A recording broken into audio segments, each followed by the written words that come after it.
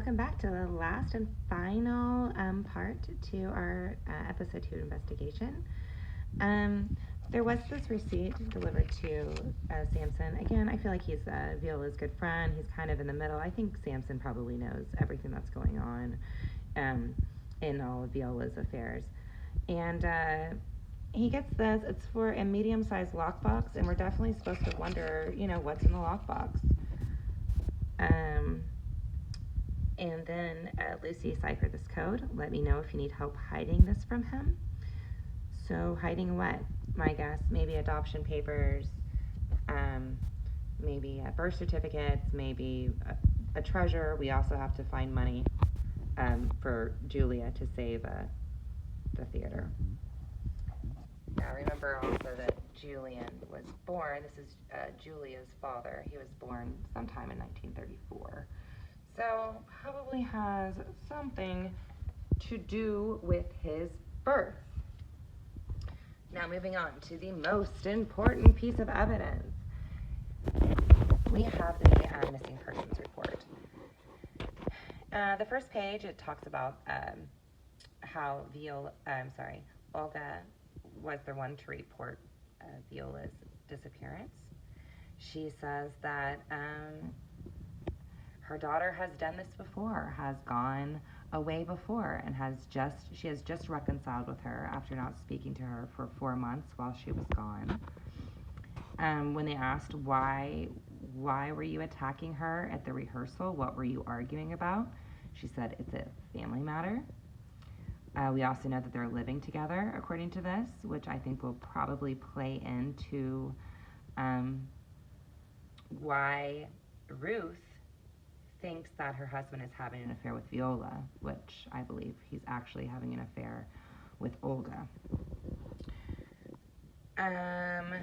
We do know that Olga is having an affair by this because she said it was none of the police's business what she was doing the night of her daughter's disappearance.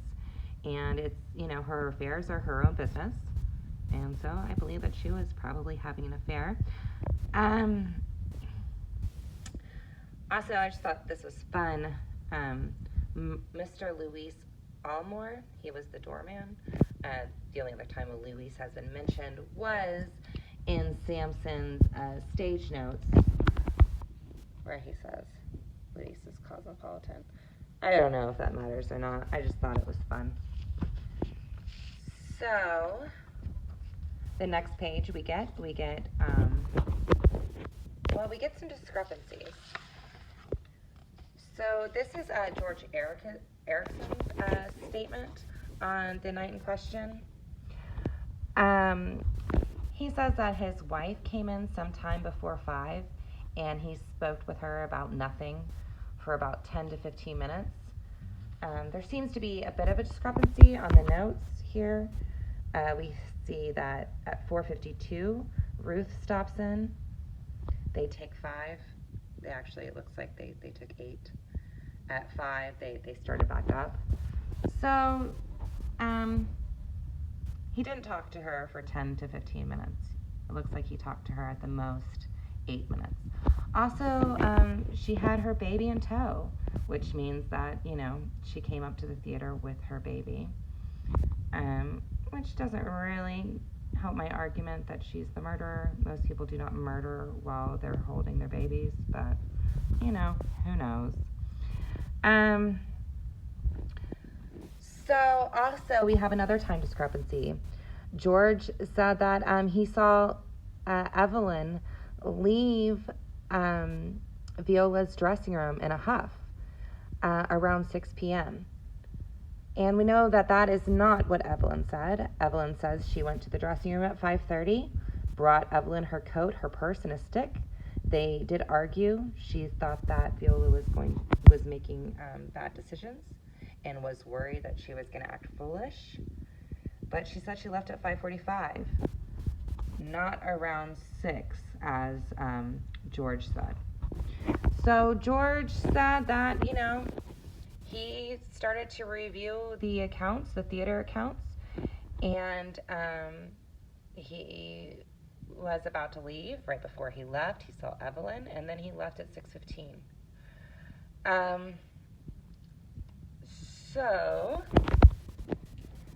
Evelyn, she does say a couple of interesting statements. Around 5:48 after she left, so she said a few minutes after she left, she said she left at 5:45, Viola's dressing room. And a few minutes later, she heard voices inside of the dressing room arguing, but she couldn't really make out if they were man voices or just female voices. She wasn't sure on that. She also said some kind of flippant things, I guess. She said Viola was acting like the rest of us don't have problems, and she might do something foolish. I think that this pretty much, I think, kind of guarantees that Evelyn is not the murderer. Not just because we take their word on it, but there's also, Erickson backs it up that she came out of the dressing room. Now, someone had to go. The murderer didn't come out of the dressing room. The murderer would have probably came out of the attic, right? So no one would see them leaving the dressing room. So I think probably not Evelyn. Also, it would, these are Julia's grandparents, and the story wants, to be a happy one. Or her grandparents. So, probably not. All right, so Hector's statement. Hector said that he left at 5:30 and that he saw Olga outside, drunk, banging on the door at 5:30. Joseph Sampson, now he's the most credible witness of them all. We know that he has an alibi. He was at the flower shop at 5:57 when the murder happened. He returned at 6:30. He said no one was there. Her trunk was missing with all of her belongings. So he doesn't know. Here is where it gets interesting. So now we're on to Ira Adler, the director. Now he said he's the only one that didn't see the fight, because what happened was he had, when Ruth came in during that 5-minute break or whatever, he decided to call the restaurant for his reservation that night. And just an FYI, both him and Evelyn had dinner plans, so I think this was the night he was planning to propose to Evelyn. So he had to go call about the reservation. But here it says,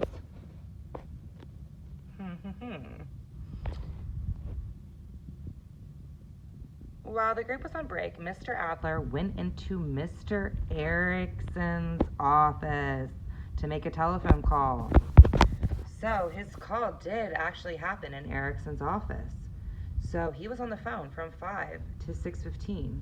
So that makes you think, if he was in Erickson's office, where was Erickson going over the books? The books would most likely, his ledger would be in his office. So it appears to me that Erickson is a liar. He was not going over books because at the time, Ira Adler was in his office. And, so he left. He was already late for his dinner plans. Ira was late for his dinner plans. And shortly after 6, that's when he heard the elevator, and he left at 6:15. And, of course, the only person not available for comment was Ruth. So, my prediction, obviously, George Erickson has a lot of explaining to do. How is he going over the books when Ira Adler was on the phone arguing with the receptionist at the restaurant? How is that possible? Also, the first clue in the first box, we got this cuffling. Whose cuffling is that? Remember, this cuffling was found under the trunk. So it did kind of point to a man. My current theory is, I think Ruth came back, got into an argument with Viola. Something happened, and George Erickson helped his wife hide the body because he can't be accounted for at that time, and neither can Ruth.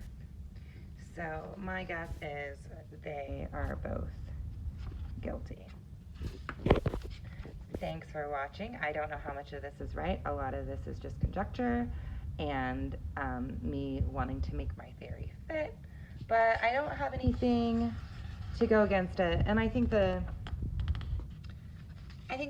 biggest takeaway is, you know, Erickson was lying in this precinct report, and I think it's probably safe to say everybody else was, pretty much telling the truth. All right. Well, thanks for watching these long videos. Bye.